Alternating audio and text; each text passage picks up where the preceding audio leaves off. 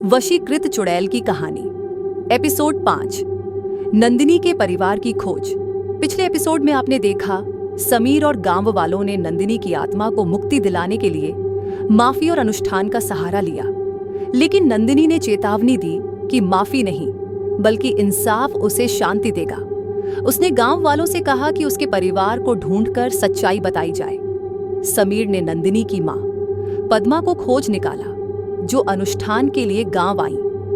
अनुष्ठान के दौरान नंदिनी की आत्मा प्रकट हुई और उसने अपनी मां से इंसाफ की गुहार लगाई, मगर जाते जाते गांव वालों के सामने एक नई रहस्यमयी शर्त रख दी। कहानी को आगे बढ़ाने से पहले आप सबसे रिक्वेस्ट है, अगर आप चैनल पर पहली बार आए हैं तो चैनल को सब्सक्राइब कर बेल आइकन जरूर दबाएं, जिससे हमारे वीडियो को नोटिफिकेशन सबसे पहले आप तक पहुंच सके।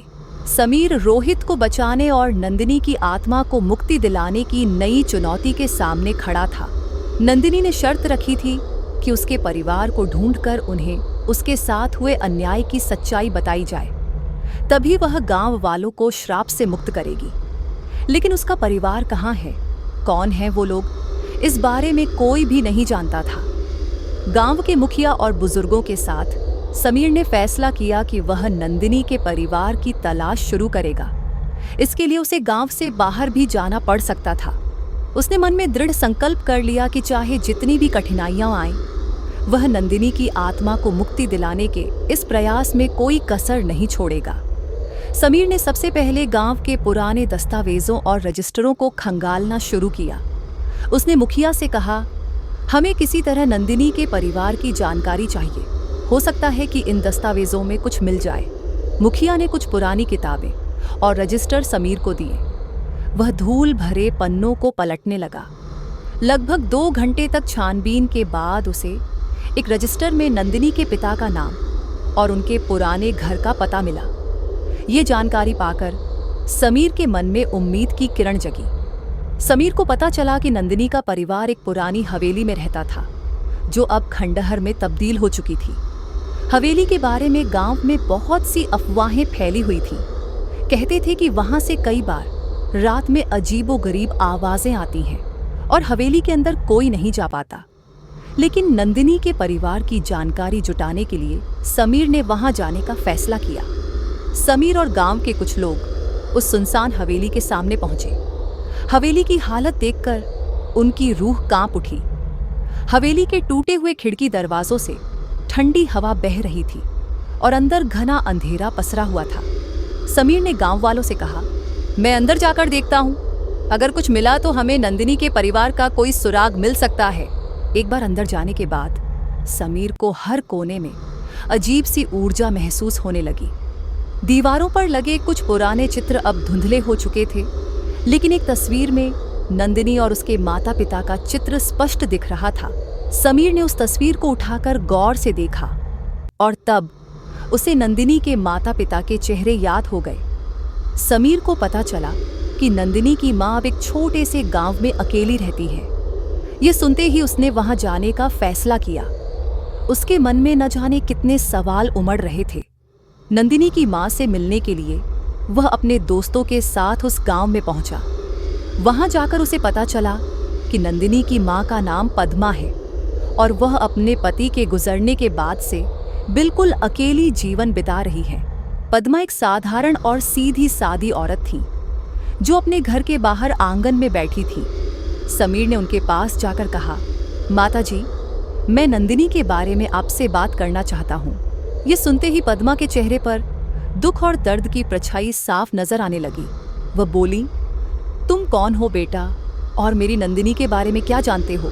समीर ने धीरे धीरे सब कुछ बताया कि किस तरह गांव वाले ने नंदिनी के साथ अन्याय किया था और कैसे उसकी आत्मा अब भी वहां भटक रही है।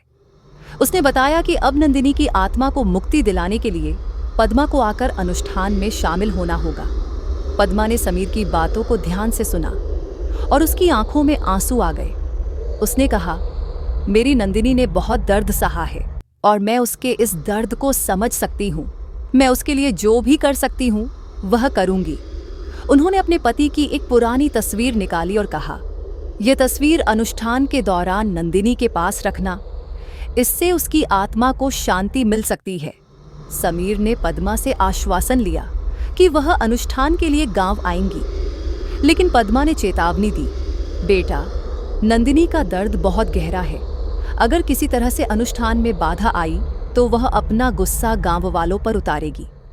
समीर ने गांव वालों को पद्मा के आने की खबर दी और बताया कि अनुष्ठान के दौरान क्या क्या सावधानियां रखनी होंगी।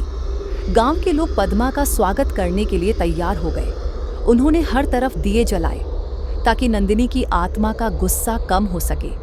सभी ने मिलकर हवन की सामग्री और अनुष्ठान के लिए जगह को सजाया। शाम होते ही पद्मा गांव में पहुंची।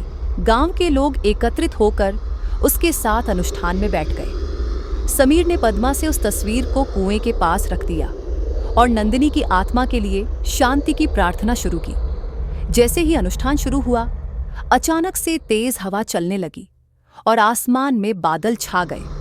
हर कोई डरा हुआ था, लेकिन पद्मा ने अपनी आंखें बंद कर नंदिनी के लिए प्रार्थना करनी शुरू की। समीर भी उनके साथ मंत्रोच्चारण कर रहा था। तभी अचानक कुएं के पास एक धुएं का गुब्बार उठने लगा और उसमें नंदिनी की आत्मा प्रकट हुई। नंदिनी की आत्मा ने जैसे ही अपनी मां को देखा, उसकी लाल आंखों से आंसू बहने लगे। वह चिल्लाते हुए बोली, मां, मेरे साथ हुए अन्याय का क्या कोई अंत नहीं? क्या मेरा दर्द कभी शांत नहीं होगा? पद्मा ने धीरे धीरे उसकी ओर देखा और कहा, बेटी, मैंने तुझे बहुत दर्द सहते देखा है। अगर तुझे मुझसे इंसाफ चाहिए तो ले ले, लेकिन इन मासूम गांव वालों को माफ कर दे। नंदिनी की आत्मा ने गांव वालों को घूरते हुए कहा, मैं माफी मांगने के लिए नहीं आई हूं, मुझे इंसाफ चाहिए। यदि तुम सब सच में मुझे मुक्ति दिलाना चाहते हो तो मुझे वह इंसाफ दो जो मुझे नहीं मिला था। समीर ने उसके सामने हाथ जोड़कर कहा, हम तुम्हें इंसाफ दिलाएंगे नंदिनी, पर क्या हमें यह बताओगी कि तुम्हें क्या चाहिए? नंदिनी की आत्मा ने एक ठंडी आवाज में कहा, जो दर्द मैंने सहा है वह दर्द तुम्हें भी महसूस करना होगा। तभी तुम मेरे दर्द को समझ पाओगे और मेरी आत्मा को मुक्ति मिल सकेगी। अगले एपिसोड में जानिए, क्या समीर और गांव वाले नंदिनी की अंतिम शर्त को पूरा कर पाएंगे? क्या नंदिनी की आत्मा को शांति मिलेगी या फिर गांव वालों को एक और खौफनाक हादसे का सामना करना पड़ेगा? कहानी पसंद आई हो तो वीडियो को लाइक कर कमेंट में ज़रूर बताएं। इसी तरह की और भी वीडियो देखने के लिए चैनल को सब्सक्राइब कर बेल आइकन दबाना बिल्कुल ना भूलें।